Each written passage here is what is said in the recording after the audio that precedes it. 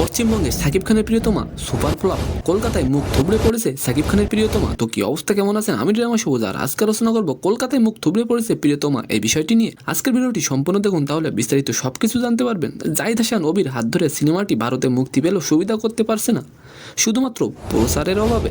তার মানে মাত্র 3 দিনের ব্যবধানে 35টি হলে শো আর চলছেই না। উত্তর 24 পরগনার বারাসাতের হেলাবরতলা এলাকায় লালি সিনেমা হলে চলছে মাত্র একটি শো। হলের ম্যানেজার গৌতম দে জানিয়েছেন, প্রচার না থাকায় ভালো সিনেমাটি দর্শক টানছে না। যারা আসছেন তারা খোঁজ নিচ্ছেন কবে আসবে সালমান খানের টাইগার 3। প্রিয়তমার আসলে কিছুই নেই, এখন পাবলিসিটির যুগ। দক্ষিণ 24 পরগনা জেলার বারুইপুর এলাকার মহামায়া সিনেমা হলে প্রিয়তমা মাত্র 3টি শো চলেছে। দর্শকও চোখে পড়ার মতো ছিল না। গত ঈদে মুক্তি পেয়ে সিনেমাটি বাংলাদেশে ভালো ব্যবসা করছে। যুক্তরাষ্ট্র, অস্ট্রেলিয়া, কানাডায়ও ভালো সফলতা পেয়েছে।